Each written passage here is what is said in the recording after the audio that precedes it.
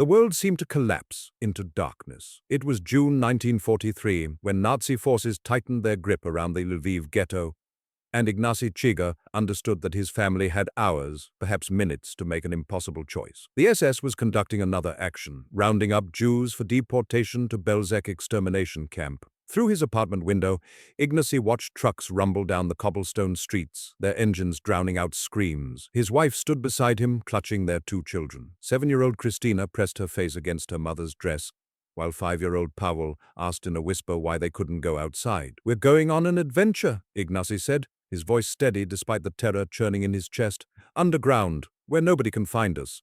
"Like a fairy tale?" Christina asked. "Yes," her father lied. "Exactly like that." What Ignacy didn't tell his daughter was that their fairy tale would unfold in complete darkness, surrounded by rats, human waste, and the constant threat of drowning. He didn't mention that they would live 14 months in the sewers beneath Lviv, dependent on the mercy of a Polish sewer worker named Leopold Socha, a man they barely knew, whose motivations remained unclear. As night fell over Lviv, the Chiga family gathered what few possessions they could carry and prepared to descend into hell. Before the war, lives in the light, Ignacy Chicha was born in 1908 in Lviv, when the city still belonged to the Austro-Hungarian Empire and Jews comprised nearly 1/3 of its population. He grew up speaking Polish, German, and Yiddish, moving easily between the city's various communities. As a young man, he studied engineering, and by the time he married in his late 20s, he had established himself as a respected professional with a comfortable middle-class life. His wife came from a similar background, educated, cultured, fluent in multiple languages. She managed their household with warmth and efficiency, creating a home filled with books, music, and the smells of Friday night dinners. Her mother, Christina's grandmother,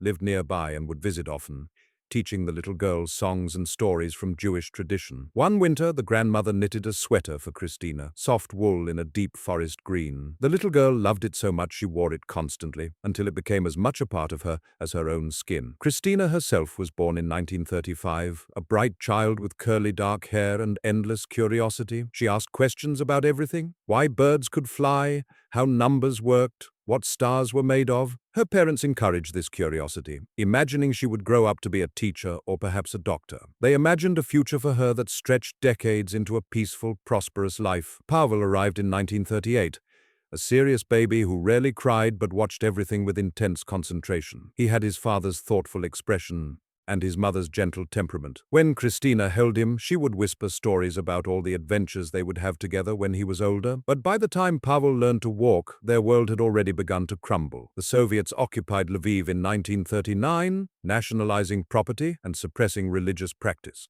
Then, in June 1941, when Germany invaded Soviet-occupied territory, something infinitely worse arrived. The Nazis entered Lviv accompanied by Ukrainian nationalist militias, and within days, pogroms erupted across the city. Thousands of Jews were murdered in their homes, dragged from synagogues, and beaten to death in the streets, thrown from windows while their neighbors watched or participated. The Chiga family survived those first terrible weeks by hiding in their apartment, listening to screams echo through the streets, praying the mob wouldn't reach their building. When the immediate violence subsided, the Germans established a ghetto in the northern part of the city, forcing all Jews to relocate into a cramped, walled section surrounded by barbed wire and Ukrainian police.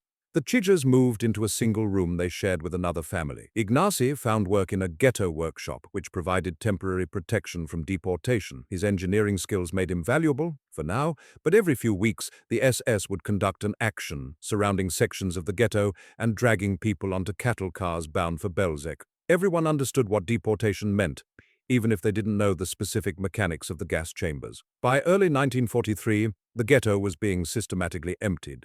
Tens of thousands had already vanished. The Chegas understood they faced three choices: hide within the ghetto walls and hope to outlast the occupation, attempt to escape with false papers and pass as Aryans, or find somewhere outside the ghetto where they might survive until liberation. Each option was suicidal in its own way. Then Ignacy heard rumors about the sewers. The sewer worker and the bargain Leopold Socha was not the kind of man you would expect to become a hero. Born in 1909 to a working-class Polish Catholic family, he had worked manual labor jobs since childhood, developing a reputation as someone who knew how to make extra money through various side arrangements that weren't entirely legal. Before the war, he'd been known as a bit of a hustler, someone who would steal from work sites or arrange black market transactions for the right price.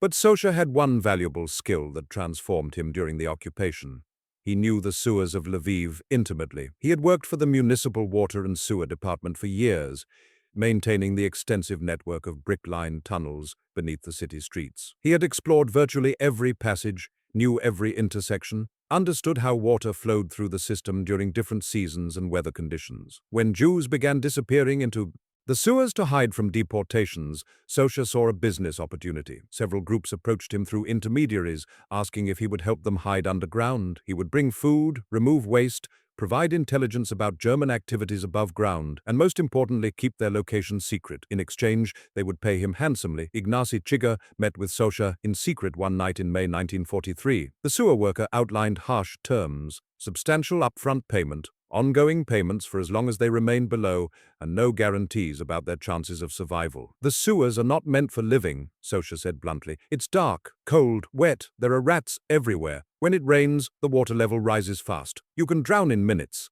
The air is bad in some places. People have died down there already." "But we could survive?" Ignacy pressed. Sosha shrugged. "Maybe, if you're strong, if you're lucky. If I can keep bringing you food without getting caught." He paused, then added, "If you bring children, you have to teach them to be silent. One scream echoing through the tunnels could bring Germans running." Ignacy thought of Christina and Pavel. He imagined them living in the conditions Sosha described and felt sick. But he also thought of the cattle cars, the screaming, the stories that filtered back about what happened at Belzec. "We'll pay whatever you want," Ignacy said. "Just help us live." Preparations, the last days above ground. The family had perhaps 48 hours to prepare. Everything had to be done quietly, without attracting attention from the Ukrainian ghetto police or German guards who watched for any unusual activity. They gathered what they could, knowing that everything they took had to fit through a manhole cover and be carried through narrow tunnels. Ignacy's wife went to the ghetto market and used their remaining money to buy food that wouldn't spoil quickly. She returned with 3 loaves of black bread already going stale, a kilogram of dried beans, half a kilogram of buckwheat groats, and 4 precious tins of preserved meat that had cost more than they could afford. She bought sugar for the children, wrapping it carefully in cloth so it wouldn't get wet. She found onions, dried mushrooms, and as much salt as she could carry, knowing that salt would be essential for preserving anything they might catch or find underground. Ignacy gathered tools and equipment. He had only a small knife. Weapons were forbidden in the ghetto, but he sharpened it carefully, knowing it might need to serve as both tool and weapon. He found matches and wrapped them in oilcloth to keep them dry. He took 2 empty glass bottles for storing water, a small tin cup, and a length of rope that might prove useful for dozens of purposes he couldn't yet imagine. His wife packed a needle and thread, scissors, strips of cloth for bandages. They could take only minimal clothing. Each person would wear their sturdiest shoes, their warmest layers despite the summer heat, and carry 1 change of clothes. Ignacy took his winter coat, knowing that seasons would change during their time underground and that hypothermia killed as surely as starvation. His wife packed extra underwear and socks, a thin wool blanket, and Christina's green sweater, the one the girl's grandmother had knitted, which Christina insisted on wearing despite the warm June weather. For medical supplies, they had almost nothing. A small bottle of iodine purchased at extraordinary cost from a ghetto doctor, a strip of cloth torn from an old sheet for bandages, 6 aspirin tablets, and a precious bar of soap. That was all that stood between them and infection, injury, and disease. For the children, Christina's mother packed a few items that seemed frivolous but essential for morale. Christina's small doll, Pavel's wooden toy horse, and a single children's book that they might read together by candlelight. She also packed a few photographs of family members, though she knew they would likely be destroyed by moisture and time. The night before they descended, Ignacy's wife washed the children carefully, combed their hair, dressed them in clean clothes. She knew it would be the last time for many months, possibly forever. She had Christina put on the green sweater, smoothing it over the girl's shoulders, adjusting the collar just so. "Mama, why are you crying?" Christina asked, seeing tears running down her mother's face. "I'm not crying, sweet child, just dust in my eyes." The little girl reached up to touch her mother's wet cheeks. "Your dust is very wet, Mama." Her mother pulled her close and held her, memorizing the feeling of her daughter's small body, the smell of her hair, the sound of her breathing. She tried not to think about the fact that she might be leading her children to their deaths, that perhaps they would be better off taking their chances with deportation, that maybe dying quickly in a gas chamber was more merciful than slowly starving in darkness. But she pushed those thoughts away. They had made their choice. They would live or die together, as a family, on their own terms. The descent, crossing the threshold at midnight on June 1, 1943, Leopold Sosha and another sewer worker named Stefek Roblewski led the Chiga family through the darkened streets of the ghetto, to a manhole cover on a deserted corner. Other Jewish families were there too, perhaps 20 people in total, all clutching bundles, all trying to move silently despite their terror. Sosha worked quickly, using a special tool to lift the heavy iron cover.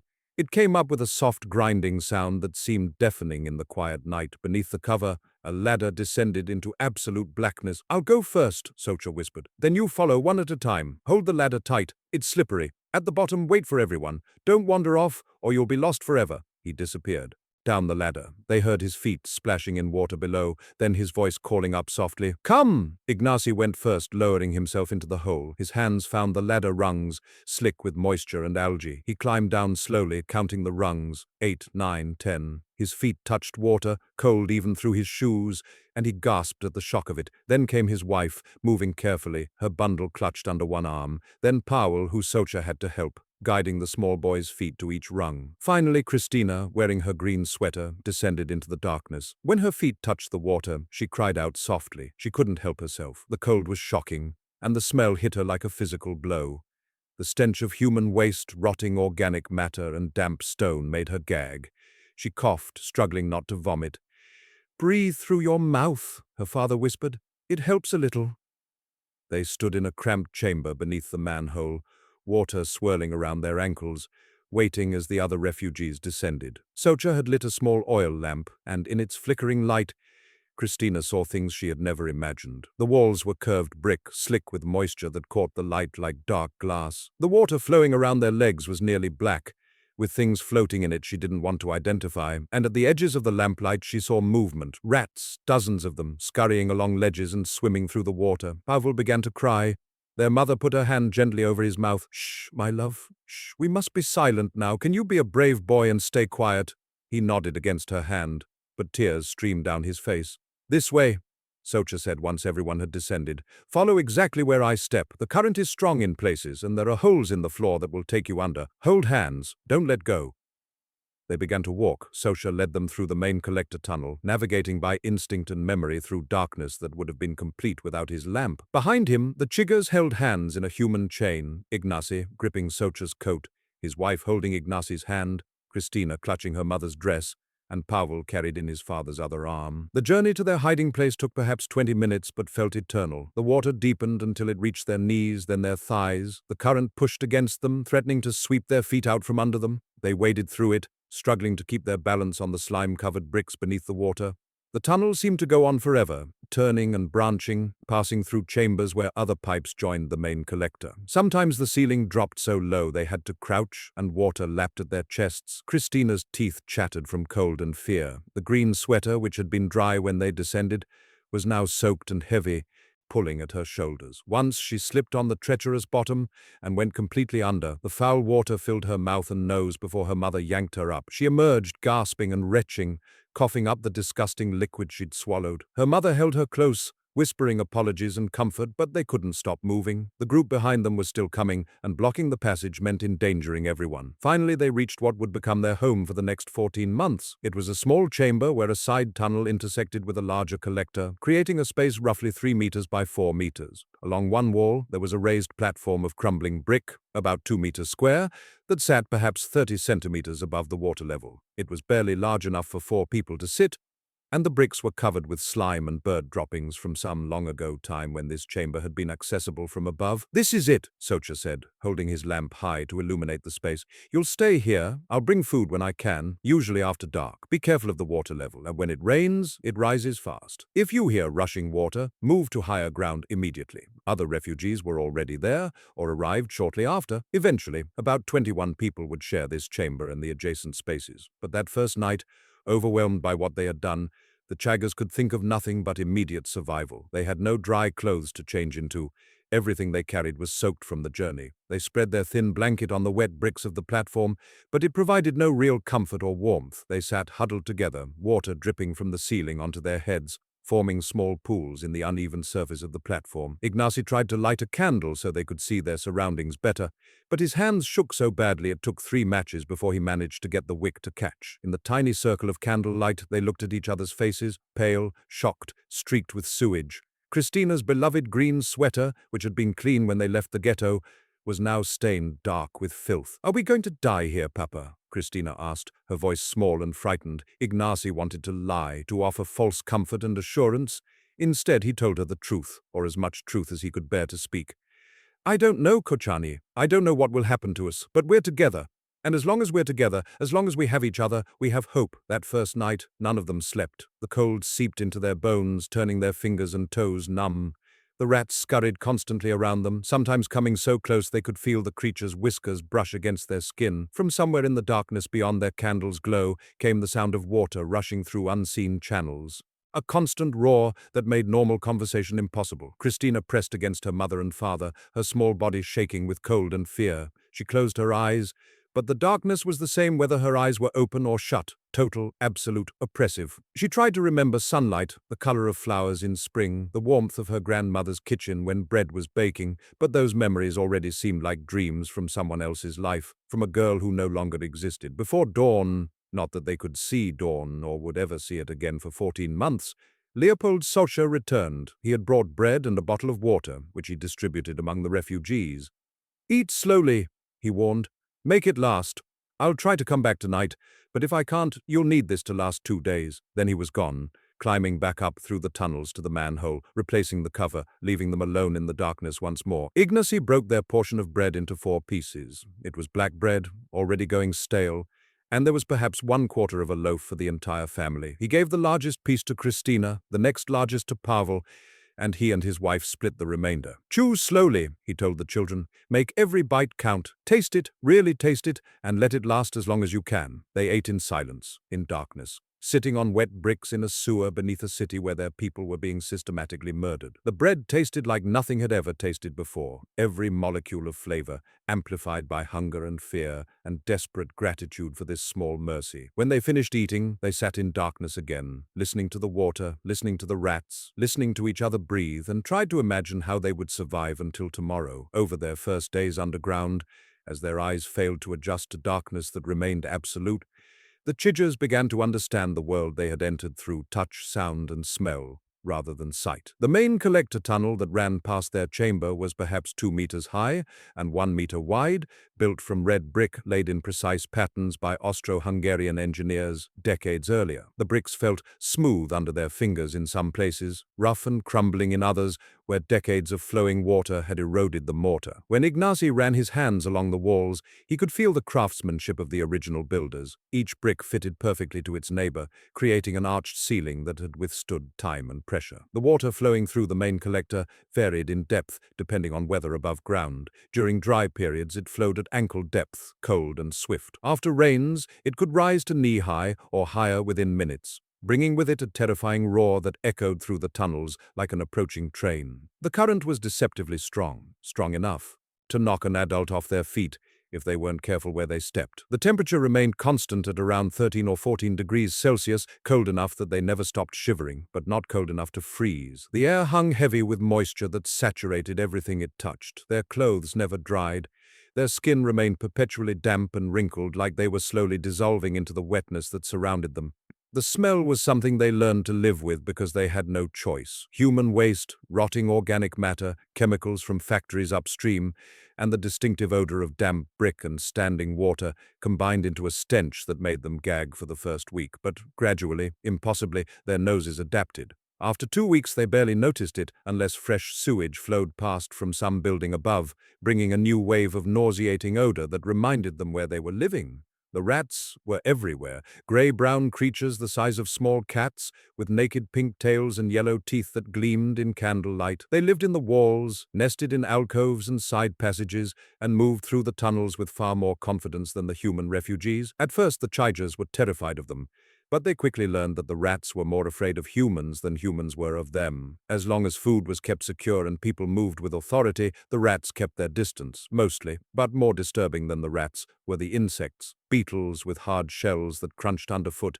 centipedes as long as a finger that moved with horrifying speed across the wet bricks, and strange pale creatures, albino millipedes, translucent spiders, things that seemed to have evolved specifically for life in the sewers, never seeing sunlight, adapted to perpetual darkness. Christina would wake to find these creatures crawling on her face, and she learned to brush them away without screaming, without even flinching, because noise was dangerous and screaming accomplished nothing. The darkness itself was the worst part, total darkness, absolute darkness, the kind of darkness that pressed against your eyeballs and made you see phantom lights that didn't exist. In normal darkness, eyes adjust and begin to make out shapes and shadows. But in the sewers, there was nothing to see. No light penetrated from above, except during the brief moments when Sosha opened a manhole cover. No bioluminescence, no reflection, nothing, just black emptiness that stretched in every direction. Christina would later say that she forgot what her own hands looked like. She would hold them in front of her face and see nothing, touch her own nose, and feel surprised by its shape because she couldn't remember what she looked like anymore. Pavel, who spent crucial developmental years in this darkness, would have no visual memories of being 5 or 6 years old. His early childhood was entirely tactile, auditory, olfactory, everything except visual. Challenge 1. Finding water to drink. By their third day underground, the family faced a crisis that threatened to kill them faster than starvation. Socha had brought bottles of drinking water during his visits, but not enough for 4 people to survive. They needed perhaps 2 liters per day minimum, but he was bringing perhaps 1 liter total. The water flowing around them in the sewers was contaminated with human waste and industrial chemicals. Drinking it meant certain dysentery, probably cholera, possibly death. There has to be a way, Ignacy said, examining their small chamber by candlelight, trying to understand the infrastructure around them. The city's water pipes must run near here. The sewer system and water system were built at the same time, probably by the same engineers. They would have run parallel in places. He was right. Lviv's drinking water system consisted of separate pipes that delivered clean water from reservoirs outside the city. In some locations, these water mains ran close to the sewer collectors, separated only by a brick wall and a few centimeters of space.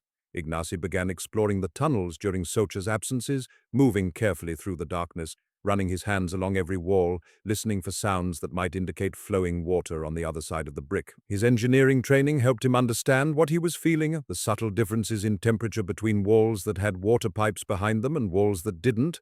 The way sound echoed differently, the patterns of dampness and condensation. After 2 days of searching, he found what he was looking for, a section of wall perhaps 20 meters from their chamber where he could feel vibration through the brick, could hear a faint rushing sound on the other side. There was a water main there, carrying clean drinking water to some neighborhood above.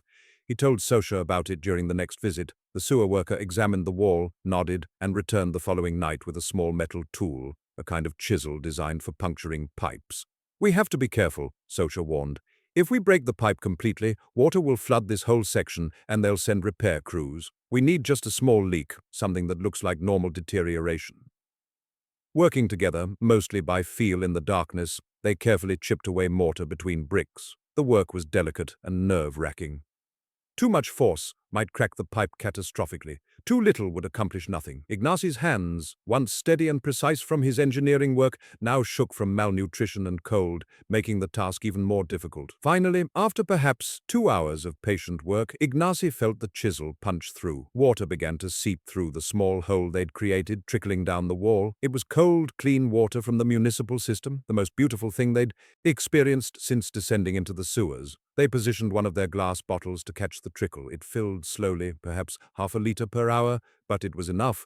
Clean water, safe to drink, available whenever they needed it. Christina was given the job of managing their water supply. She would sit by the wall, holding the bottle under the trickle, counting slowly in her head to track how long it took to fill. She developed a kind of meditation around this task, focusing entirely on the sound of water drops, the gradually increasing weight of the bottle, the simple satisfaction of this one task that she could control and complete successfully. Sometimes she would whisper to the water as it flowed, "Thank you for keeping us alive. Thank you for being clean. Thank you for not making us sick." Her parents heard her doing this and said nothing, understanding that these small rituals, these attempts to find meaning and gratitude in impossible circumstances, were how she was surviving psychologically. The water supply solved one critical problem, but it created a new routine that consumed hours each day. They needed to fill bottles, ration the water carefully, ensure nothing contaminated their supply. It was tedious work, but it gave structure to their days, and more importantly, it gave them control over at least one aspect of their survival. Challenge 2. Creating a place to exist. The brick platform where they lived was barely adequate for immediate survival, but over their first week, the family worked to improve their living space in small ways that made existence marginally more bearable. Ignacy found wooden planks floating in the sewer, debris from bombed buildings above. that had washed into the system during storms. He collected several of these planks and used them to expand their platform, laying them across the wet bricks to create a slightly larger, slightly more level surface.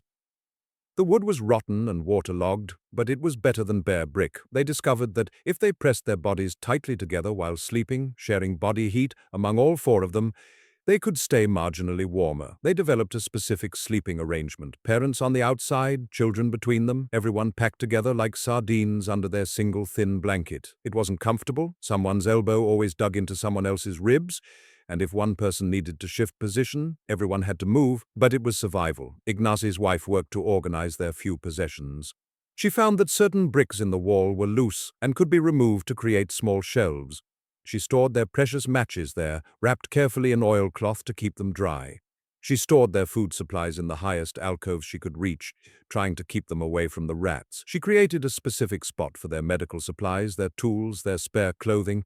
Everything had its place because losing anything in the darkness might mean never finding it again. The problem of human waste was perhaps the most degrading aspect of their new existence. There was no bathroom, no privacy, no dignity. They had to wade into the flowing water to relieve themselves, allowing the current to carry away their waste. The humiliation of this, especially for the children, was profound. Christina would cry silently while doing it, and her mother would hold her afterward, whispering apologies for this impossible situation they'd been forced into. They tried to establish routines and rituals that would maintain some sense of normalcy and human dignity. Each morning, though morning was a meaningless concept in perpetual darkness, Ignacy's wife would use a small amount of their precious water to wash her hands and face, and she would insist the children do the same. It accomplished little in terms of actual cleanliness, but it maintained the idea that they were still human beings, still civilized, still deserving of care and respect. They carved marks on the wall to track passing days, though after a few weeks they lost count and the marks became meaningless. Without day-night cycles, without any external reference for time, they began to lose track of whether it was Tuesday or Thursday, June or July. Time became measured only by Socha's visits. He came, he left, they waited for him to come again. That was the extent of their calendar. Challenge 3, the rat attack. The rats had been constant companions since their first night, but they generally kept their distance, understanding that humans were dangerous and that easier food could be found elsewhere in the sewer system. But hunger makes all creatures bold, including rats, and on their 11th night underground, the fragile peace between humans and rats was shattered. The family was sleeping, pressed together on their expanded platform, when Christina woke to a sharp, burning pain on her foot. For a moment, still half asleep, she didn't understand what was happening. Then the pain intensified, became agonizing, and she screamed before she could stop herself, a piercing shriek that echoed through the tunnels like a siren. A rat had injured her foot. Her parents immediately tended to the wound, doing everything possible to protect her. The floor around her was wet from the struggle. Ignacy exploded into wakefulness and motion. He kicked wildly in the darkness, his foot connecting with something soft that flew off into the water with a splash. Then he heard sounds that made his blood freeze. Scratching, squeaking, the rustle of many bodies moving close in the darkness. The rats were coming closer, drawn by the smell of blood, emboldened by desperation or hunger or whatever motivated their tiny, alien minds. His hands fumbled frantically for matches. He struck one, held it high, and in its brief flare of light saw a sight from nightmares. Perhaps 20 rats surrounded their platform, in the water, and on the bricks, moving closer with jerky, aggressive movements. Their eyes gleamed red in the matchlight, and their teeth were bared. The match burned down to his fingers. He cursed, dropped it, struck another. This time he managed to light a candle before the match died. "Get behind me," Ignacy ordered his family. He grabbed their only weapon, the small knife he'd brought from the ghetto, and stood at the edge of their platform, waving the candle and blade at the approaching swarm. The rats hesitated. Fire terrified them in some primal way that even hunger couldn't overcome. They retreated slightly but didn't flee, their eyes still fixed on the humans, calculating whether the threat was real or could be overcome by numbers. Ignacy waved the candle more aggressively, thrusting it toward the nearest rats. They scattered backward, squealing, but he could see more rats in the darkness beyond the candle's reach, waiting, watching. Behind him, Christina was crying, trying to be quiet but unable to suppress small whimpers of pain. Her mother examined the injury by candlelight. The rat had torn through skin and muscle, creating a ragged wound that bled freely. Blood dripped from Christina's foot onto the platform. and the smell of it seemed to excite the rats further. Ignacy's wife tore a strip from her own dress. They had so little clothing, but this was necessary, and wrapped it tightly around Christina's foot. Then she used a precious portion of their iodine to disinfect the wound. Christina bit down on her doll to keep from screaming as the iodine burned into the torn flesh. "Does it hurt terribly, Kochani?" her mother asked. Christina nodded, tears streaming down her face. But she had learned already that noise was dangerous, that screaming accomplished nothing except to risk everyone's safety. So she cried silently, her small body shaking with suppressed sobs.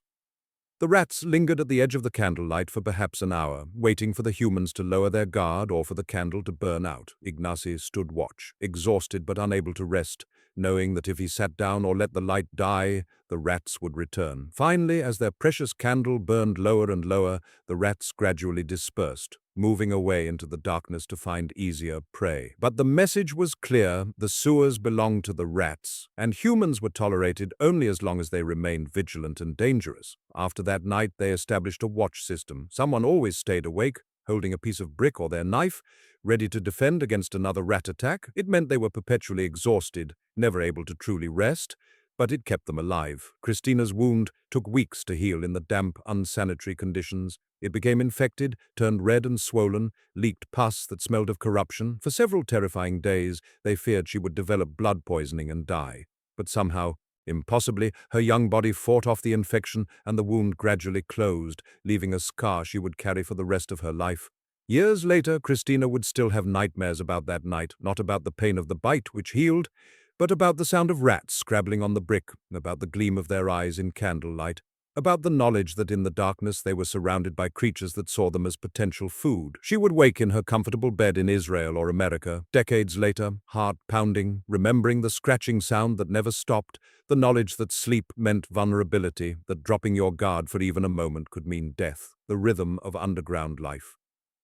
By their fourth week in the sewers, the Chiga family had developed routines that gave structure to the shapeless darkness. Without sunlight to mark days or clocks to measure hours, they created their own sense of time based on Socha's visits and the basic needs of their bodies. What they called morning began when they woke from fitful sleep, though whether they had slept for 3 hours or 8 was impossible to know. Ignacy's wife would use a small amount of their precious water to wash her hands, then insist the children do the same. This ritual, pointless as it seemed in their filthy environment, reminded them they were still human beings with dignity and standards. She would run wet fingers through Christina's tangled hair, trying to work out the worst knots, whispering apologies when the girl winced at particularly painful tangles. After washing, they would eat breakfast if they had any food remaining from Socha's last visit. Usually this meant a small piece of bread, perhaps the size of 2 fingers, divided carefully into 4 equal portions. Ignacy would break the bread with mathematical precision, trying to ensure perfect fairness, because even the perception of inequality could breed resentment and conflict in their confined space. They ate slowly, chewing each bite thoroughly, trying to extract every molecule of nutrition and every second of psychological satisfaction from the meager meal. Ignacy's wife taught the children to close their eyes while eating, to focus entirely on the taste and texture, to imagine they were eating a feast rather than moldy bread in darkness. This mindfulness practice served double duty. It made the small portions more satisfying, and it occupied their minds with something other than fear and discomfort. After breakfast, Ignacy would leave their chamber to explore nearby tunnels. This served multiple purposes. He was mapping their underground world, learning escape routes in case of flooding or discovery, searching for anything useful that might have washed into the sewers, and giving his wife and children some space in their cramped quarters. He would be gone for what felt like hours, moving through the darkness by touch, trailing his fingers along the walls, counting his steps so he could find his way back. During these explorations, Ignacy discovered the geography of their section of the sewer system in intimate detail. He found a chamber where water pooled in a relatively clean depression, which could serve as an emergency water source. He found several alcoves higher than their current platform where they could retreat during floods. He discovered the remains of previous refugees who hadn't survived, skeletal remains in tattered clothing, a grim reminder of what awaited if they made mistakes or ran out of luck. While Ignacy explored, his wife would try to maintain their living space and tend to the children. She would wash their clothes in the sewer water, which accomplished almost nothing but gave her something to do with her hands and maintained the illusion of cleanliness. She would pick lice from the children's hair, crushing the parasites between her thumbnails with small, satisfying pops. She would tell stories, sing songs in whispers, teach Christina and Pavel prayers and poems to keep their minds active. Christina spent much of her time managing their water supply, sitting by the wall where the pipe leaked, filling and refilling bottles with meditative patience. She also played games with Pavel in the darkness, memory games where they would recite lists of animals or colors or foods they remembered from before, word games where they built sentences together one word at a time, imagination games where they described fantastic worlds they wished they could visit. "I'm in a palace made of candy," Christina would whisper to her brother. "The walls are chocolate and the windows are made of clear sugar. What do you see in the palace?" "Butterflies," Pavel would respond in his small voice. "Blue butterflies everywhere, flying around the candy walls."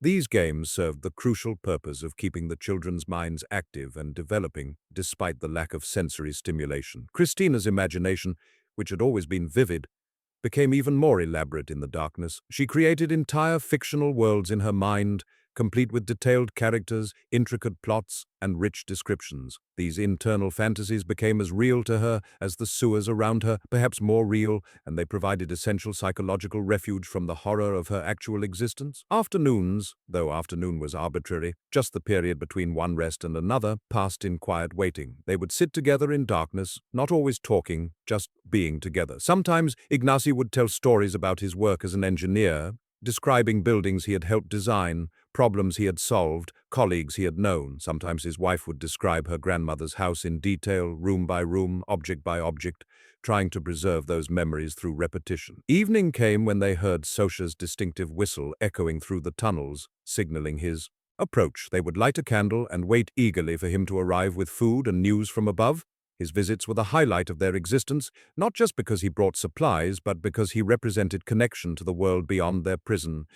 Proof that life continued on the surface, hope that they might someday return to it. Socha would bring whatever he could, bread, potatoes, occasionally onions or a piece of sausage, once a precious apple that they divided into tiny sections and savored like the finest delicacy. He would bring news, too. Which parts of the city had been bombed, what the Germans were doing, rumors about the Eastern Front and Soviet advances, gossip about people the refugees had known who had been killed or had escaped or had collaborated. After Socha left, they would eat their main meal, rationing carefully to make sure the food lasted until his next visit.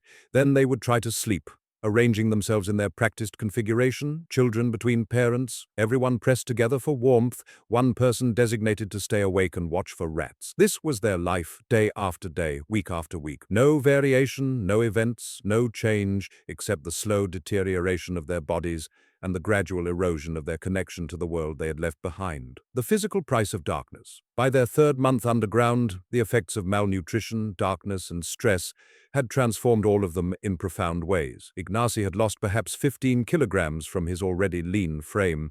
His clothes, which had fit him properly when they descended, now hung on him like sacks. He had to tie his belt in new holes he'd punched with their knife, and even then his pants threatened to slide off his wasted hips. His face had become gaunt, with cheekbones protruding sharply and eyes sunk deep in their sockets. His teeth had loosened from scurvy, and his gums bled when he chewed. He developed painful skin lesions caused by the dampness and infection that never properly healed. His hands, which had once been steady enough to draft precise engineering drawings, now shook constantly from cold, malnutrition, and nerve damage. He noticed this particularly when trying to light matches or handle their knife. Tasks that required fine motor control had become difficult, sometimes impossible. The trembling frustrated and frightened him because it reminded him how much he was deteriorating, how his body was failing him bit by bit. Ignacy's wife suffered perhaps most visibly. Her hair, which had been thick and dark before the war, began falling out in clumps. She would find hair on her hands after running fingers through her scalp, would discover hair on their blanket, would wake to find loose strands floating in the water around their platform. Within 2 months, she had developed large bald patches that she covered with cloth torn from her dress, trying to maintain some dignity despite the humiliation. Her menstrual period stopped completely, a mercy given their living conditions, but also a sign of how severely malnourished she had become. Her body, starved of calories and essential nutrients, had shut down all non-essential functions to conserve energy for immediate survival. She developed a chronic cough that rattled in her chest and brought up yellow-green phlegm. The cough was terrifying because it sounded like tuberculosis, which was common in the sewers, and essentially a death sentence in their conditions. But somehow she kept living, kept functioning, kept caring for her children despite her own suffering. Christina became progressively thinner and paler, her skin taking on an almost translucent quality that made her look ethereal in the rare moments of candlelight. She had mysterious bruises that appeared without any memory of injury, purple and yellow marks on her arms and legs that were signs of vitamin C deficiency. Her green sweater, which had fit snugly when she descended, now hung loosely on her wasted frame, the sleeves extending past her hands, the bottom reaching nearly to her knees. Despite the physical deterioration, Christina remained remarkably resilient psychologically. She adapted to the darkness better than anyone, developing an almost supernatural ability to navigate their space without light, to identify people by the sound of their breathing, to sense mood and danger through subtle cues the adults missed. She became, in some ways, the emotional center of the family, the one who maintained optimism when her parents despaired, who found reasons to smile in the darkness. Pavel suffered in ways that were perhaps most heartbreaking because they involved not just deterioration, but stunted development. At 5 years old, when they entered the sewers, he should have been growing rapidly, developing language skills and motor coordination, becoming more independent and confident. Instead, he stopped growing almost entirely. His legs bowed from rickets, a disease caused by lack of vitamin D from sunlight. His bones didn't develop properly, leaving him shorter and weaker than he should have been. More concerning was his psychological state. Pavel became increasingly withdrawn, speaking only in whispers when directly addressed, spending hours in silence that wasn't quite normal for a child his age. He seemed to have stopped developing emotionally too, stuck at the maturity level of the 5-year-old who had descended the ladder, unable to progress without normal childhood stimulation and experiences. He clung to his wooden toy horse constantly, talking to it sometimes when he wouldn't talk to his family, creating an imaginary friend that was perhaps more real to him than the darkness around him. All of them had feet that never dried and never healed. Constant immersion in cold water caused their skin to become white, wrinkled, and soft like paper. The skin between their toes cracked and bled, creating wounds that immediately became infected in the filthy water. Ignacy's wife developed painful fungal growth between her toes that made each step agony, but there was nowhere to walk anyway, so she simply sat and suffered in silence. They all had lice in their hair, in their clothes, in the seams of their blanket. The parasites were constant companions, biting and itching, spreading from person to person no matter how much time they spent picking them out. They accepted the lice as inevitable, another indignity to be endured, another reminder that they were living like animals rather than human beings. Learning to hunt in darkness. By October 1943, 4 months into their underground imprisonment, the family faced a critical shortage of food. Sosha had warned them he might not be able to visit as frequently. German patrols were watching manhole covers more carefully, and several sewer workers had been arrested on suspicion of helping Jews. The refugees needed to supplement whatever food Sosha brought with whatever they could find or catch themselves. Ignacy knew there was only one realistic option. They had to catch and eat rats. The idea was repulsive, horrifying, almost unthinkable. But hunger has a way of making the unthinkable not just possible but necessary. They were starving, their children were starving, rats were abundant, made of protein and fat, and could mean the difference between life and death. He discussed it with his wife one night while the children slept. "We have to try," he said quietly. "If Socha can't come for several days, we won't survive on our remaining supplies." She was silent for a long moment, then, "How do we catch them?" "I've been thinking about that. We have wire from our bundle. I can make a snare." Over the next day, Ignacy fashioned a simple trap from the thin wire Socha had brought weeks earlier. He created a loop that would tighten when pulled, attached it to a piece of brick for weight, and baited it with a tiny piece of bread. Precious bread used as bait, a gamble that might pay off or might waste resources they couldn't afford to lose. He set the trap near the water, where rats came to drink, and they waited in darkness. Hours passed. They heard rats moving around, squeaking, fighting with each other over territory. Then suddenly, a sharp metallic sound and a piercing shriek. Ignacy lunged forward in the darkness, his hands finding the thrashing creature caught in his snare. The rat bit him immediately, its teeth sinking deep into the flesh of his thumb. He cried out in pain but held on, gripping the animal's body with his other hand. He found their knife in the darkness by feel and cut the rat's throat. Blood spilled hot across his hands. The creature convulsed, scratched him with its claws, then went still. "I got it," he said, breathing hard from adrenaline and pain. "Light a candle." In the flickering light they examined their catch. The rat was perhaps 300 grams, not large but substantial. Its Fur was matted with filth from the sewers, the floor around her was wet from the struggle. "Now I have to skin it," Ignacy said. He had never skinned an animal before. He did his best, cutting carefully, peeling away fur and exposing meat that was surprisingly pale, almost chicken-like in appearance. He removed the internal organs, throwing them into the flowing water. What remained was perhaps 200 grams of raw meat. They looked at it, then at each other. They couldn't build a fire in the sewers without risking smoke detection. They had no way to cook it properly. They would have to eat it raw or nearly raw. Ignacy cut the meat into 4 pieces with their knife. He handed them out, to his wife, to Christina, to Powell, keeping one for himself. "We have to eat this," he said to the children. "I know it's not good, but we have to. Can you be brave?"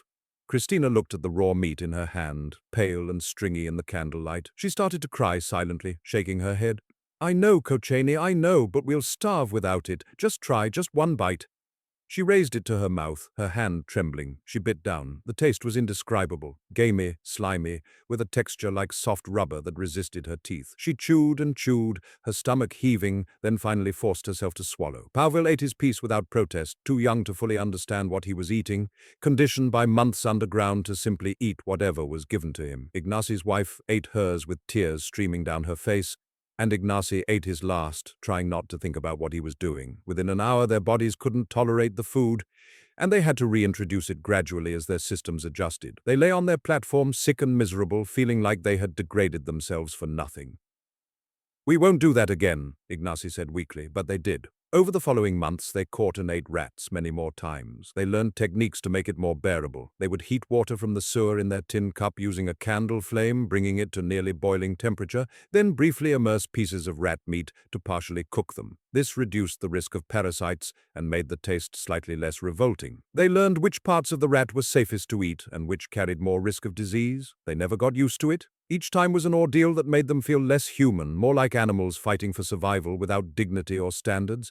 But it kept them alive when Sosha couldn't come, when their supplies ran out, when starvation threatened to kill them after they'd survived so much. The coming of cold, as autumn turned to winter above ground, the temperature in the sewers dropped from uncomfortable to dangerous. The water flowing past their platform, which had been cold but bearable during summer months, now felt like liquid ice. When they had to wade into it for any reason, to relieve themselves, to reach another chamber, to escape rising water during storms, the cold was so intense it made their bones ache and their muscles seize up. The air temperature in their chamber dropped to perhaps 5 or 6 degrees Celsius, cold enough that they could see their breath when they lit candles, cold enough that their damp clothes felt like sheets of ice clinging to their skin. They huddled together constantly now, all 4 bodies pressed so tightly that they breathed in rhythm, shared warmth, the only thing standing between them and hypothermia. Ignacy's winter coat, which he had insisted on bringing despite the summer heat when they descended, became the family's most precious possession. They would drape it over all 4 of them as they slept, supplementing their thin blanket, trying to trap what little body heat their malnourished bodies could generate. But one coat was not enough for 4 people, and they took turns shivering on the outer edges of their huddle, rotating positions throughout the night so that everyone got some time in the warmer center. The cold affected them in ways beyond immediate discomfort. Their already weakened immune systems became more compromised. Small cuts and abrasions that might have healed in warmer conditions now festered and became infected. The chronic cough that Ignacy's wife had developed grew worse, racking her body with such force that she would double over, unable to breathe, bringing up phlegm streaked with blood. Christina's hands and feet developed chilblains, painful swelling and inflammation caused by repeated exposure to cold and damp. Her fingers became stiff and difficult to move, making even simple tasks like filling water bottles or eating food a challenge. The chilblains itched terribly, and when she scratched them, they would crack and bleed, creating new wounds that wouldn't heal. Pavel, smallest and most vulnerable, seemed to recede further into himself as the cold intensified. He stopped speaking almost entirely, even when directly addressed. He would sit for hours holding his wooden toy horse, staring into darkness, occasionally making small whimpering sounds like an injured animal. His parents watched him with growing alarm, wondering if the psychological damage of this experience would ever be reversible, if they were saving his body only to lose his mind, the flood that nearly killed them. In December 1943, 6 months into their underground imprisonment, a massive winter storm hit Lviv. Above ground, rain fell in sheets, overwhelming drainage systems and turning streets into rivers. Below ground, the sewers became death traps. The Chigers heard it coming long before it arrived, a roar like thunder approaching through distant tunnels, growing louder and louder.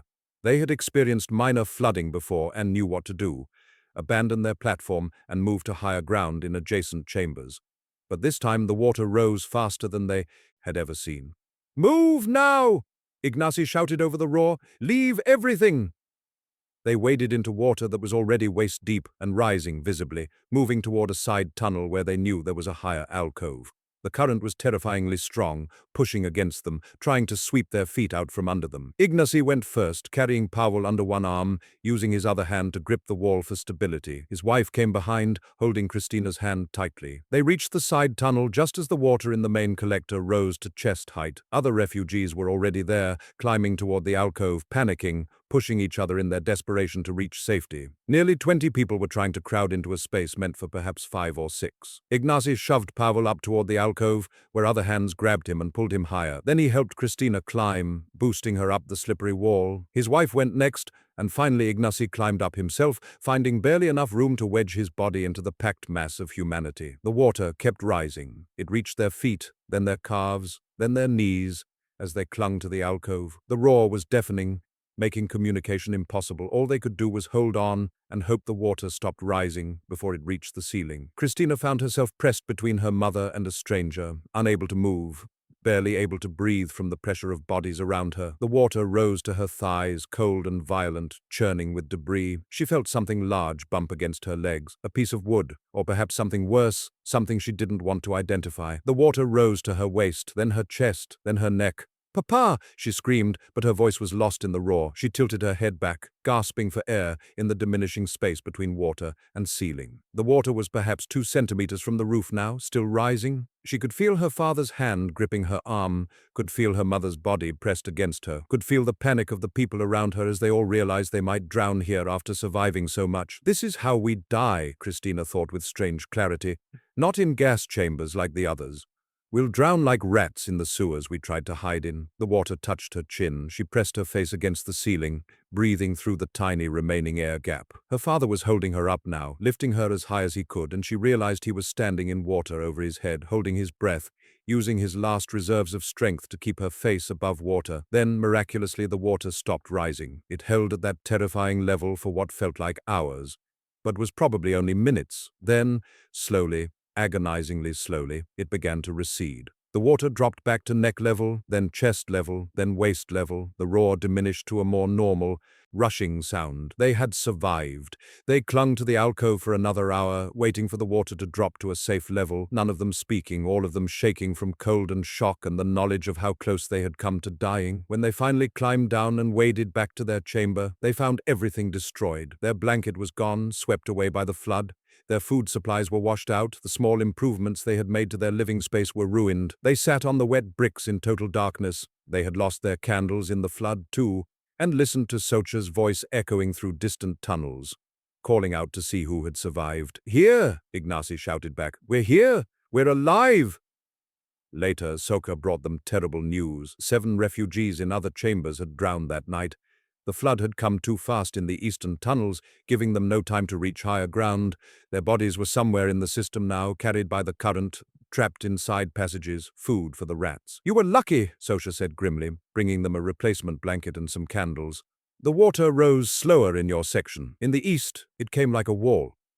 Ignacy looked at his children, alive, traumatized, but alive, and wondered how much longer their luck would hold. The hunger crisis, in January 1944, 7 months into their underground existence, the situation became catastrophic. Heavy snow above ground made it dangerous for Socha to visit the manholes frequently. His footprints in the snow would be visible, potentially leading Germans to discover the refugees' hiding place. He managed to come only twice in 3 weeks. By the end of the first week without food, the Chigers had eaten everything remotely edible. They finished the last scraps of moldy bread, ate the onion skins they had saved, even tried to eat the leather from Ignacy's worn-out shoes by boiling it in sewer water until it was soft enough to chew. By the end of the second week, they were eating things that weren't really food at all. Ignacy scraped lichen off the tunnel walls, fuzzy gray-green growth that tasted like dirt and decay. They chewed it until their mouths bled, trying to extract some microscopic nutritional value. The lichen was bitter and astringent, leaving their tongues feeling raw and their throats burning, but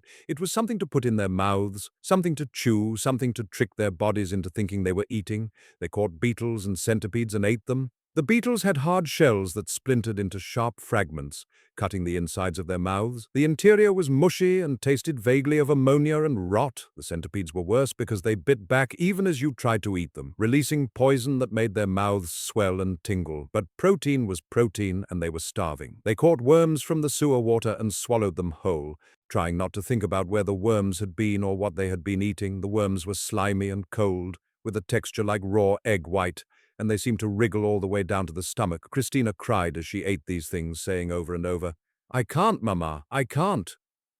But her mother held insects to her mouth and said firmly, "You must, Kocheni, you must, or you'll die." And Christina would open her mouth and eat because the alternative was starvation. Pavel ate whatever was given to him without protest or emotion, as if he had disconnected from his body entirely. His acceptance was somehow more disturbing than Christina's resistance because it showed how far he had retreated from normal human responses. The effects of extreme starvation became evident quickly. They vomited frequently, though there was nothing in their stomachs to bring up except bile and bits of insect shell. They had constant diarrhea, fouling their already filthy clothes and adding to the misery of their existence.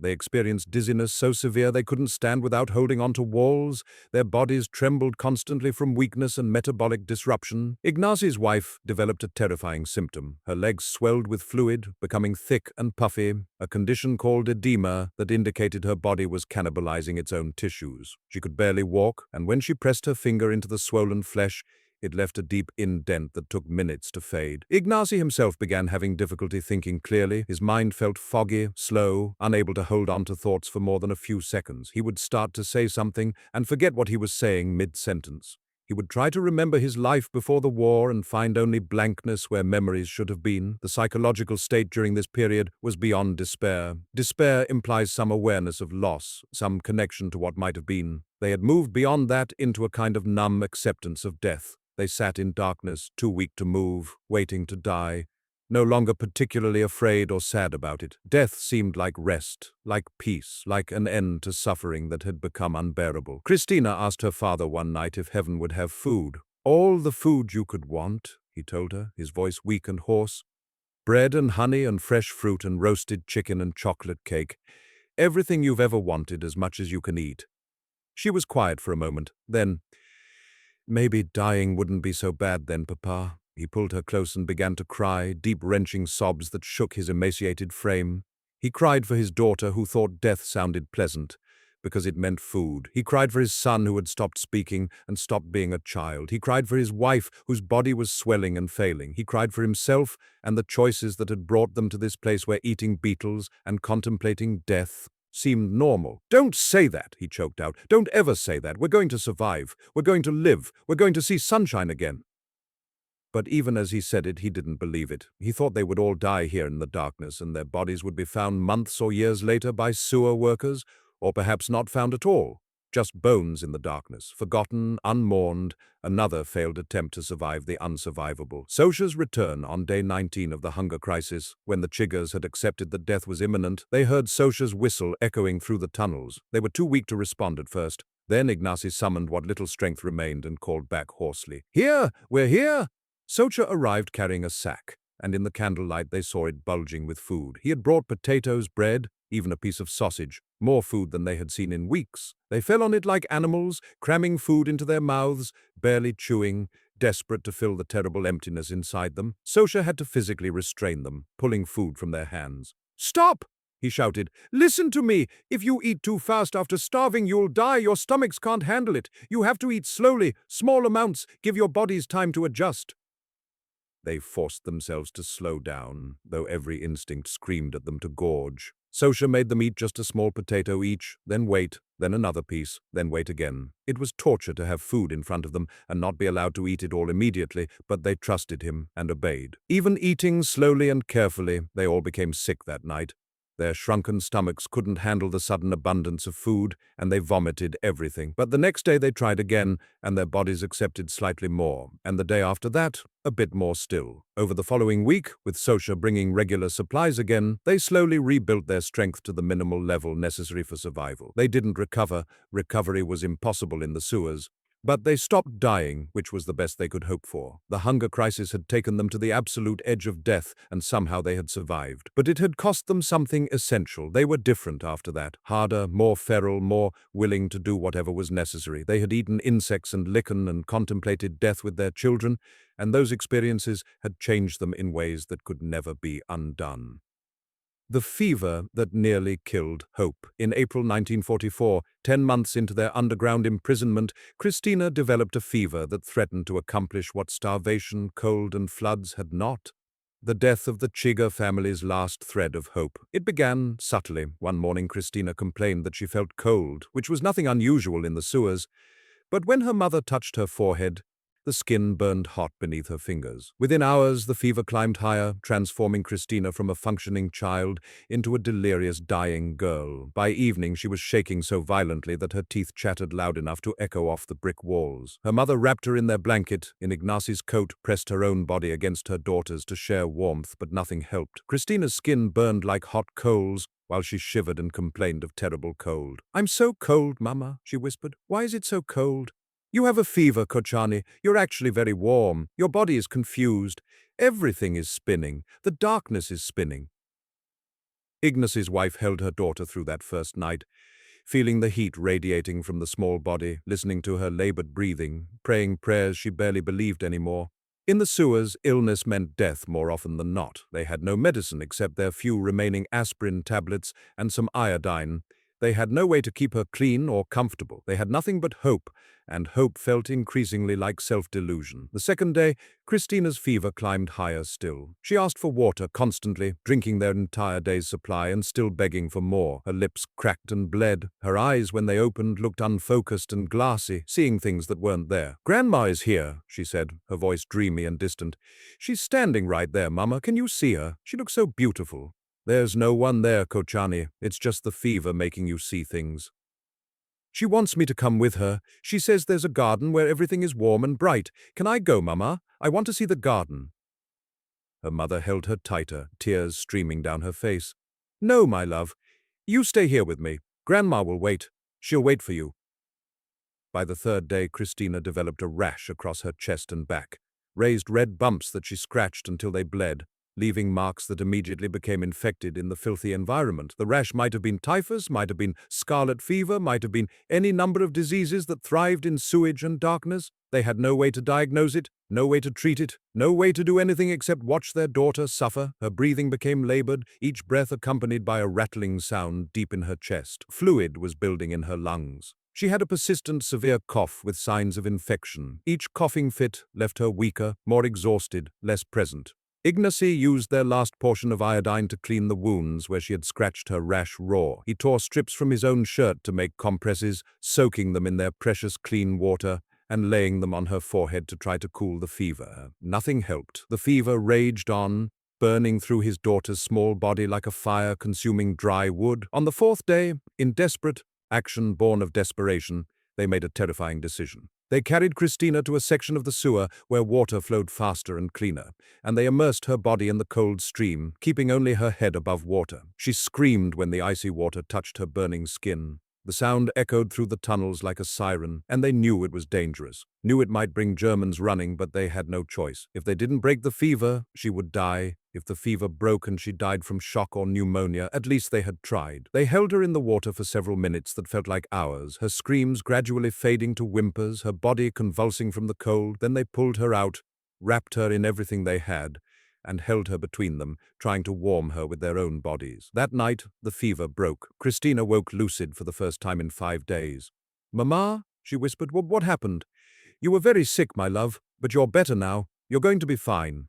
But she wasn't fine. The illness left her weak and wasted, unable to walk without support, barely able to sit up without becoming dizzy and exhausted. For 2 weeks afterward, she could do nothing but lie on their platform, drifting in and out of sleep, slowly rebuilding strength that might never fully return. The cough persisted for months, a deep rattling hack that brought up blood-flecked sputum. Every time she coughed, her parents exchanged worried glances, thinking of tuberculosis, thinking of death, thinking of how close they had come to losing her and how easily they still might. But Christina survived. Her body, pushed beyond all reasonable limits, somehow found resources to heal. By June, she was walking again, talking again, even occasionally smiling. The green sweater she wore, already filthy and tattered, was now also stained with blood and pus from her illness. But she refused to take it off. It was her last connection to the world before, to her grandmother, to hope that life might someday be normal again. The sound of freedom in July 1944, 13 months after the Chigers had descended into the sewers, the world above ground was changing rapidly. Soviet forces were pushing west, driving German armies back toward Poland. The Eastern Front had collapsed. Germany was losing the war. The refugees heard evidence of this in the sounds that filtered down through the manholes and drain grates, increased bombing, artillery fire in the distance, the rumble of tanks on streets above. German voices shouting orders became less frequent, replaced by confusion and panic. Something was happening, something significant, but they didn't know what. Then, one evening, in late July, Sosha arrived with news that made them afraid to believe. The Soviets are coming, maybe days, maybe hours. The Germans are fleeing the city. For a moment, no one spoke. They had imagined liberation so many times, had dreamed of it so often, that it had become fantasy rather than real possibility. Now, confronted with the actual prospect of freedom, they felt paralyzed by the enormity of it. "We can leave?" Ignacy's wife finally asked. "Soon, not yet, and there's still fighting, still dangerous. But soon, stay hidden a bit longer. I'll tell you when it's safe." Those final days were agonizing. They had survived 13 months of unimaginable hardship, and now they had to wait just a little longer, knowing that a stray German patrol or a final vindictive massacre could still kill them after they'd come so far. They sat in darkness, listening to distant sounds of battle, wondering if they would survive to see the end of the war or die in the last hours before liberation. On July 27, 1944, Sosha came down into the sewers, smiling, something the refugees had rarely seen in all the months he'd been helping them. "It's over," he said. "The Soviets control the city. The Germans are gone. You can come up." They had discussed this moment countless times, had imagined it in detail, but nothing prepared them for the reality of climbing toward daylight after 13 months in darkness. Ascending to a changed world, Sosha led them through tunnels they had never explored, navigating by memory through the underground labyrinth toward a manhole in a section of the city now under Soviet control. As they walked for the last time through the sewers that had been their prison and salvation, they passed chambers where they had hidden during floods, alcoves where they had caught rats, walls where they had marked passing days before losing count. They passed the places where other refugees had died, where bodies still lay in darkness. They came to a ladder, above them, the manhole cover, beyond that, the world. "I'll go first," Sosha said. "Make sure it's clear." He climbed and pushed the cover aside. Daylight streamed down, not full sunlight, it was nearly evening, but compared to 13 months of absolute darkness, it was blindingly brilliant. The refugees cried out involuntarily, covering their eyes against the pain of light. Their pupils, dilated to maximum width from months in darkness, couldn't constrict fast enough. The light felt like needles stabbing into their brains. They squeezed their eyes shut and stood at the bottom of the ladder, sobbing from pain and overwhelming emotion. "Come," Sosha called down. "It's safe." Ignacy climbed first. His hands, weak and trembling from malnutrition, barely had strength to grip the ladder rungs. Each step upward felt like climbing a mountain. His muscles, atrophied from months of sitting in cramped spaces, screamed in protest at the unfamiliar movement. He emerged onto a Lviv street and stood swaying. Overwhelmed by sensations he had forgotten existed. Light. Even the grey evening light felt impossibly bright. He opened his eyes in tiny increments, letting in minute amounts of light, giving his pupils time to adjust. Colors slowly became visible. The grey of cobblestones, the brown of damaged brick buildings, the green of weeds growing through cracks in the pavement. He had forgotten color existed. Each hue was almost too intense to process, like his brain had to relearn how to interpret visual information. Space. The street stretched away in both directions, open space that extended farther than he could see. In the sewers, the world had extended only as far as arms could reach. Here, distances seemed infinite and terrifying. The sky above was impossibly vast, making him feel tiny and exposed. Sounds. Instead of the muffled, echo-distorted sounds of tunnels, he heard distinct noises from distinct directions. A dog barking several blocks away, birds singing in trees, wind moving through the ruins of bombed buildings, the distant rumble of Soviet military vehicles. Each sound was clear and separate, not blurred together into the constant background roar of the sewers. Smells, fresh air. He inhaled deeply and nearly wept at the sensation. Even the smoke from fires and the smell of urban decay and unwashed humanity were intoxicating compared to the stench of sewage he had breathed for 13 months. The air tasted clean, felt clean in his lungs. Next came his wife, climbing slowly, her swollen legs barely able to manage the ladder. Then Powell, whom Socha had to carry because the boy couldn't climb on his own. Finally, Christina, still wearing her green sweater, now so stained and tattered, it was barely recognizable as clothing. She emerged into the evening light and stood on the cobblestones, blinking, crying. "Mama," she whispered, I forgot the world was so beautiful." They stood together on that street, four skeletal figures wrapped in filthy rags, stinking of sewage, their skin pale as death, their eyes huge and dark adapted in sunken faces. They looked like corpses that had somehow learned to walk. Soviet soldiers passing by stopped and stared in shock and horror, unable to comprehend what they were seeing. "Where did you come from?" one young soldier asked in Russian, his voice filled with disbelief. Ignacy answered in Polish, which the Russian soldier understood. "From hell! We came from hell." The price of survival, a Soviet military doctor examined them immediately, and his assessment was grim. Ignacy weighed approximately 45 kilograms, down from perhaps 75 before the war. His wife weighed 38 kilograms, her body swollen with edema that disguised how much muscle and fat she had lost. Christina weighed 20 kilograms, when she should have weighed closer to 30. Pavel weighed 12 kilograms, when he should have weighed at least 18. All of them had severe malnutrition, scurvy, and vitamin deficiencies that had caused their teeth to loosen and their gums to bleed. They had infected sores covering their bodies that wouldn't heal without treatment. They had parasites in their intestines, fungal infections on their skin, and lung damage from breathing contaminated air. They had vision problems from extended darkness. Their immune systems were so compromised that a simple cold could kill them. The doctor provided what treatment he could: vitamin injections, delousing powder, antibiotics for their infections, and strict instructions about feeding them small amounts frequently, rather than large meals their shrunken stomachs couldn't handle. They were taken to a Soviet military canteen and given soup, simple vegetable soup with bits of meat, served with fresh bread. They stared at the bowls, at the steam rising from hot liquid, at bread that was soft and white and not moldy. The sight of it made them cry. "Eat slowly," the doctor warned. "Your bodies aren't ready for this." But they couldn't help themselves. They ate too fast, cramming food into their mouths, weeping as they ate, unable to believe they were tasting real food again. The soup tasted like the finest meal they had ever experienced. The bread was soft and yielded to their teeth. The sensation of fullness, of having enough, was almost painful in its intensity. Within an hour, they were all violently sick. Their bodies rejected the sudden abundance, and they vomited everything. The doctor shook his head but wasn't surprised. This was normal for starvation victims. It would take weeks before they could eat normally again. That first night above ground, they slept in a temporary shelter set up by Soviet forces. They had real beds, wooden frames with thin mattresses, but after 13 months on wet brick, they felt impossibly luxurious. But Christina couldn't sleep in the bed. It was too soft, the space too open, the ceiling too far away. She climbed down and lay on the floor beside the bed, and there she finally slept. Her body still trained for life in the sewers, not yet able to accept that she was safe. Leopold Socha's fate. In the months after liberation, the Chiggers ensured that authorities knew what Leopold Socha had done. He had risked his life daily for 13 months to keep them alive. He had continued helping even after their money ran out, when there was no profit in it, only danger. He had become not just their rescuer, but their friend, someone who proved that goodness could survive, even in the darkest circumstances. Socha was nominated for recognition as Righteous Among the Nations, a designation given by Yad Vashem to non-Jews who risked their lives to save Jews during the Holocaust, but he never lived to receive that honor. On May 12, 1946, less than 2 years after liberation, Socha was walking with his 12-year-old daughter, Stefsha, on a Lviv street. A Soviet military truck came around a corner too fast, the driver drunk or reckless or simply careless. Socha saw the truck bearing down on his daughter. He pushed her out of the way and was struck himself. He died instantly. The man who had risked his life daily for 13 months, who had saved 10 people.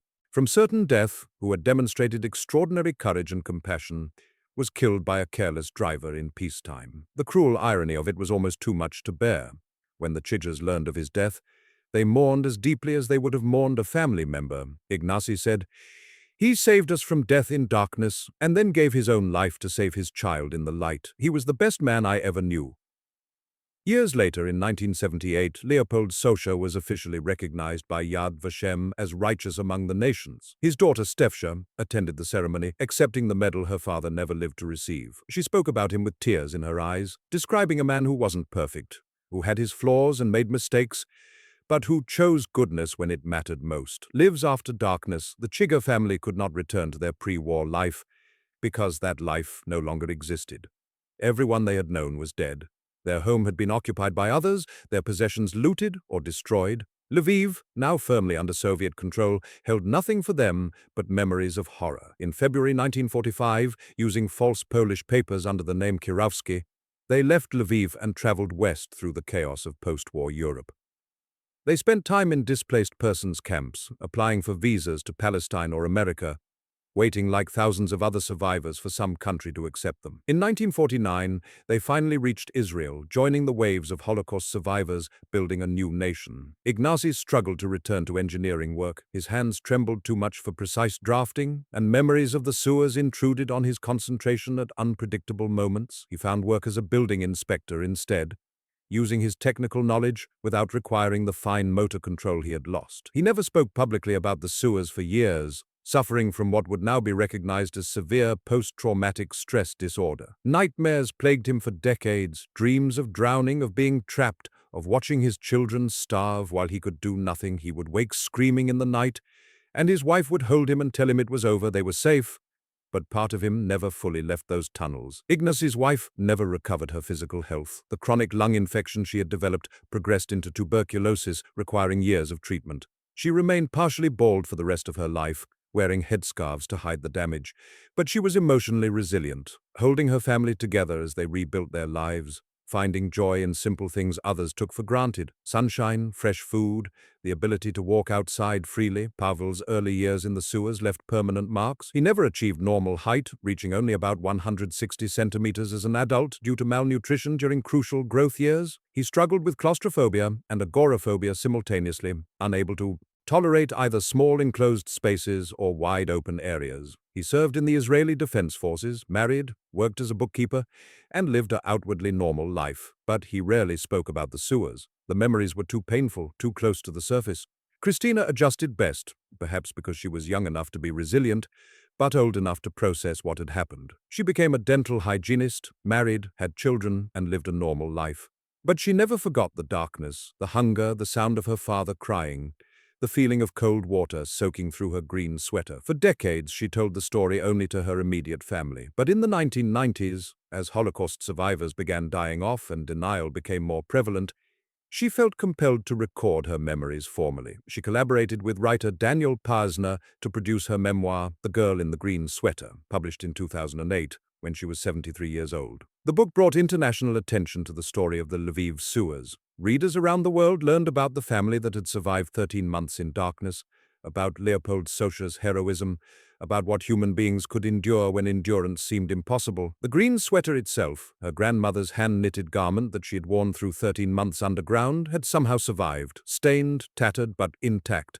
It became a powerful symbol of survival against impossible odds. In 2009, Christina donated it to the United States Holocaust Memorial Museum in Washington, where it remains on display. Visitors to the museum can see the small faded green sweater behind glass, with a placard explaining that a little girl wore it for 14 months while living in the sewers of Lviv. Most visitors stop and stare, trying to imagine what that meant, trying to comprehend the suffering and courage it represents. Christina lived to see her grandchildren and great-grandchildren, descendants who existed only because she and her family had refused to give up, had eaten rats and insects and lichen, had survived cold and floods and disease and starvation, had emerged from darkness into light. She passed away in 2019 at age 84, having spent more than 70 years bearing witness to those 13 months. Her final words to her daughter echoed what her own mother had told her. "We survived. That's what matters. We survived. What it means."